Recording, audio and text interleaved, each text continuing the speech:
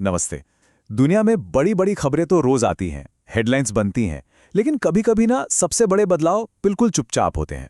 आज हम भारत के एक ऐसे ही कदम की बात करने वाले हैं जो ज्यादा खबरों में नहीं आया, पर चुपके से पर्दे के पीछे ग्लोबल पावर के समीकरण बदल रहा है। तो सवाल ये उठता है कि क्या सिर्फ एक डील वाकई इतनी पावरफुल हो सकती है? क्या ये पूरी दुनिया की जियोपॉलिटिक्स का खेल बदल सकती है? चलिए इसी को समझते हैं। देखिए, इस कदम की टाइमिंग वो सब कुछ बता देती है। सोचिए, एक तरफ अमेरिका और पाकिस्तान की दोस्ती गहरी हो रही थी और ठीक उसी समय भारत ने बिल्कुल चुपचाप रूस के साथ एक बहुत बड़ा डिफेंस पैक्ट एक्टिवेट कर दिया। ये कोई इत्तेफाक नहीं था, ये एक सोचा समझा कैलकुलेटेड स्ट्रेटेजिक मूव था। तो चलिए सबसे पहले इस आरआरएस एग्रीमेंट को ही डीकोड करते हैं। समझते हैं कि आखिर इसके अंदर है क्या। तो ये आरा लॉस है क्या? इसका पूरा नाम है reciprocal exchange of logistics agreement. Simple भाषा में इसका मतलब है कि अब इंडिया और रशिया एक दूसरे के मिलिट्री बेस इस्तेमाल कर सकते हैं। और ये कोई छोटी मोटी बात नहीं है, ये एक बहुत बड़ा हिस्टोरिकल शिफ्ट है, क्योंकि आज़ादी के बाद से इंडिया की एक पॉलिसी रही है कि वो अपनी ज़मीन पर किसी भी फॉरेन आर्मी को परमानेंटली नहीं आने देगी। ये पैक्ट उस पॉलिसी से एक बहुत बड़ा ब्रेक है। और जब इसकी कैपेसिटी की बात करें ना, तो नंबर्स आपको चौंका देंगे। इस अग्रीमेंट के तहत दोनों देश एक दूसरे की जमीन पर एक बार में 3000 तक सैनिक तैनात कर सकते हैं। पर रुकिए, बात सिर्फ सैनिकों तक ही नहीं है। दोनों देश एक दूसरे के मेन पोर्ट्स पर, मतलब बंदरगाहों पर 5 वॉरशिप्स भी स्टेशन कर सकते हैं। और तो और 10 मिलिट्री एयरक्राफ्ट भी तैनात किए जा सकते हैं। तो मतलब साफ है, ये सिर्फ सामान का लेन देन नहीं है, ये एक प्रॉपर मिलिट्री प्रेजेंस बनाने की तैयारी है।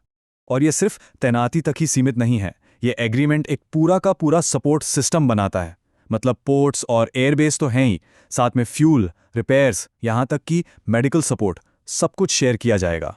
तो इसका रियल वर्ल्ड में क्या मतलब हुआ? इसका मतलब ये है कि इंडियन नेवी की पहुंच अब आर्कटिक के ठंडे पानी से लेके इंडो पैसिफिक के बिजी सी लेन्स तक हो गई है। हमें रशिया के नॉर्दर्न सी रूट का डायरेक्ट एक्सेस मिल जाता है। अब ये क्यों जरूरी है? क्योंकि ये फ्यूचर में एनर्जी ट्रांसपोर्ट के लिए एक बहुत छोटा और सेफ रास्ता बन सकता है। इससे हमारी एनर्जी सिक्योरिटी और मजबूत होती है। पर जैसा मैंने कहा, यह कहानी सिर्फ लॉजिस्टिक्स की नहीं है। इस एग्रीमेंट में एक ऐसी चीज है जो इसे इंडिया के बाकी सभी डिफेंस पैक्ट से बिल्कुल अलग खड़ा कर देती है। अब एक सवाल मन में आ सकता है कि इंडिया के तो अमेरिका, फ्रांस, ऑस्ट्रेलिया, इन सब के साथ ऐसे लॉजिस्टिक्स एग्रीमेंट्स पहले से हैं। तो फिर रशिया वाले इस पैक्ट में ऐसा क्या खास है? क्या चीज इसे इतना अलग और इतना पावरफुल बनाती है? इसका जवाब सिर्फ एक शब्द में है, ट्रूप्स, यानी सैनिक। देखिए, अमेरिका के साथ जो हमारा लेमोआ अग्रीमेंट है वो सिर्फ सामान और फ्यूल की अदला बदली तक है, लेकिन रशिया के साथ ये आरआरएलओएस अग्रीमेंट हमें सीधे सैनिक तैनात करने की इजाजत देता है। ये सिर्फ एक स्टेप आगे नहीं है, ये लॉजिस्टिक्स से बढ़कर एक मिनी मिलिट्री अलायंस जैसा है, और यही बात इसे एक असली गेम चेंजर बनाती है। और डिफेंस एक्सपर्ट्स भी पता है यही बात कहते हैं कि ये सिर्फ लॉजिस्टिक्स की आड़ में असल में स्ट्रेटेजिक पोजीशनिंग का एक पावरफुल टूल है। ये दुनिया को दिखाने का एक तरीका है कि किसी देश की पहुंच कहां तक हो सकती है। तो फिर ये एग्रीमेंट पूरी दुनिया को, खासकर जो बड़ी बड़ी पावर्स हैं, उन्हें क्या मैसेज देता है? चलिए इसी पर बात करते हैं। ये एक क्लासिक विन विन सिचुएशन है दोनों के लिए। इंडिया को क्या मिलता है? स्ट्रेटेजिक ऑटोनॉमी, मतलब अपनी फॉरेन पॉलिसी में आज़ादी, ये दिखाने की ताकत कि हम किसी एक पावर पर डिपेंडेंट नहीं हैं। और रशिया को? वेस्ट उसे आइसोलेट करने की कोशिश कर रहा है और उसे इंडियन ओशन में एक भरोसेमंद पार्टनर और एक बहुत इंपॉर्टेंट स्ट्रैटेजिक फुटहोल्ड मिल जाता है। और हाँ, ये वॉशिंगटन के लिए भी एक बिल्कुल साफ, बिना कुछ कहे एक मैसेज है। मैसेज ये है कि इंडिया अपनी स्ट्रैटेजिक ऑटोनॉमी पर कोई कॉम्प्रोमाइज नहीं करने वाला। अगर अमेरिका पाकिस्तान के साथ अपनी नज़दीकियां बढ़ाता है, तो इंडिया के पास भी अपने पुराने और भरोसेमंद दोस्त रशिया का ऑप्शन हमेशा खुला है।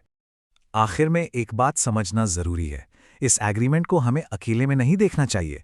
ये असल में इंडिया की फॉरेन पॉलिसी की एक बड़ी पजल का एक बहुत जरूरी टुकड़ा है। चलिए देखते हैं कि पूरी पिक्चर में कहाँ फिट होता है। ये जो पैक्ट है ना, ये इंडिया की मल्टी अलाइनमेंट स्ट्रैटेजी का एक परफेक्ट एग्जाम्पल है। मल्टी अलाइनमेंट का मतलब क्या? मतलब ये कि इंडिया अब किसी एक कैंप या गुट से बंधा नहीं रहेगा। वो अपने नेशनल इंटरेस्ट के हिसाब से सभी बड़ी ताकतों के साथ काम करेगा और अपना रास्ता खुद चुनेगा। तो आखिरी सवाल यही उठता है, क्या इंडिया इस ग्लोबल चेस बोर्ड पर मल्टी अलाइनमेंट की कला में माहिर होता जा रहा है? ये कदम तो कम से कम यही इशारा करता है कि इंडिया अब सिर्फ एक पीस नहीं, बल्कि वो प्लेयर है जो अपनी चाल खुद चल रहा है।